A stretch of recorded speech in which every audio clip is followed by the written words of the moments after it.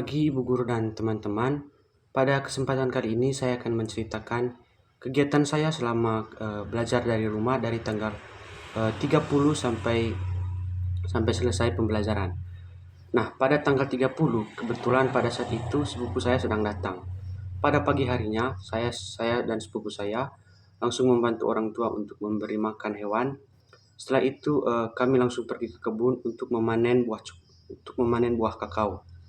Setelah itu pada siangnya kami beristirahat dan pada sorenya saya baru belajar mengenai beberapa materi, terutama materi matematika, yaitu trigonometri. Dan pada malamnya juga kami lanjut belajar mengenai materi sosiologi tentang perilaku atau tindakan sosial. Lalu berikutnya pada tanggal 31 sepupu saya sudah pergi dan saya pribadi tetap melakukan kegiatan yang sama seperti bangun pagi. Setelah bangun pagi itu saya akan cuci muka, setelah itu berdoa. Setelah berdoa saya akan membantu kedua orang tua, terutama pergi ke kebun, mencari kayu bakar dan lain-lain.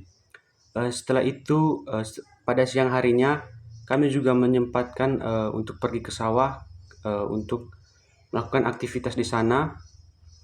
Kemudian setelah itu pada sore harinya saya dan mama saya pergi ke rumah kakek dan nenek saya di bagian Manggarai, di bagian Manggarai juga, terutama di Wacepang. Kami pergi ke sana untuk mengantarkan sayuran karena kebetulan sayuran di sini juga banyak. Pada saat itu juga pada tanggal 31 kami belum sempat memutuskan untuk pergi atau menginap. Jadi pada malam harinya kami baru memutuskan untuk menginap karena sudah terlalu malam.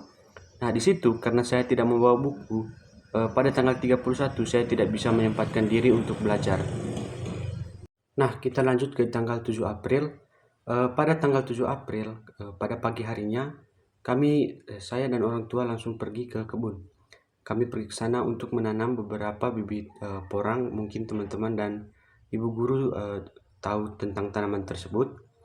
Nah, kebetulan pada saat kami pulang pada sore harinya, ada beberapa tamu lokal, tamu Indonesia, yang mampir ke rumah kami. Mereka membutuhkan seorang guide atau porter untuk menuju ke desa wisata Werbo. Nah, kebetulan di situ ada saya pribadi dan beberapa teman-teman saya. Nah, kami memutuskan untuk mengantar mereka ke Werbo. Kemudian pada sore harinya kami langsung berangkat dan kami tiba di Werbo itu sekitar pukul 5 sore.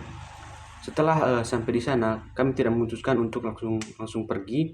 Kami memutuskan untuk menginap dahulu karena sudah terlalu malam dan pada saat itu juga jalur untuk kembali sudah ditutup lagi. Nah, jadi pada malam hari itu saya juga tidak menyempatkan diri untuk belajar. Tetapi keesokan harinya pada tanggal 8, kebetulan pada saat itu semua jadwal kosong. Nah, jadi dari siang itu saya bisa belajar sampai pada sore dan malam harinya saya kembali membantu saya dan kedua orang tua saya kembali pergi ke tempat ibadah karena pada saat itu ada orang yang meninggal dan kami diundang untuk ikut misa di rumah orang yang berduka tersebut. Dan kurang lebih begitu karena pada tanggal 9, 10 sampai 11 April itu saya mempersiapkan diri karena orang tua saya ingin saya kembali masuk asrama karena dulu pada waktu pertama kali saya masuk SMA Fransiskus, saya mendaftar di asrama dengan beberapa teman-teman saya yang kebetulan juga alumni dari asrama SMPK Santo Fransiskus. Tetapi malangnya di situ kami tidak diterima karena slotnya sudah full.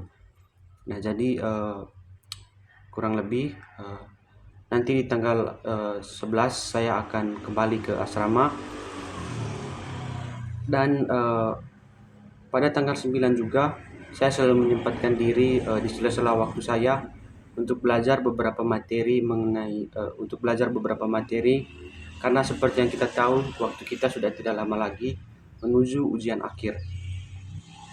Pada tanggal 10 juga, yaitu satu hari terakhir sebelum saya pergi ke asrama, saya kembali bangun pagi dan saya selalu membantu kedua orang tua saya karena hanya saya yang berlibur, dan kakak-kakak saya yang lain masih berada di kota, dan kakak saya yang satunya masih melaksanakan ujian akhir di SMA Santo Fransiskus. Nah, setelah bangun pagi, saya langsung membantu kedua orang tua saya untuk memberi makan hewan. Setelah itu saya akan pergi ke kebun untuk mengecek apakah ada hewan pengganggu di sana. Jika saya sudah pulang, saya langsung makan. Kemudian pada siang harinya, kalau memang ada waktu, saya akan menyempatkan diri untuk tidur. Tetapi jika tidak, saya hanya akan menonton televisi.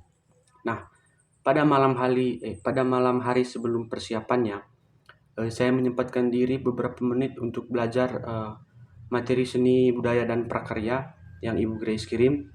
Dan menjelang malam, menjelang jam 10 atau jam 11-an, saya dan orang tua saya mempersiapkan barang untuk keesokan paginya langsung bisa berangkat ke asrama. Mungkin itu saja kegiatan-kegiatan dari rumah yang bisa saya sampaikan. Terima kasih untuk perhatiannya.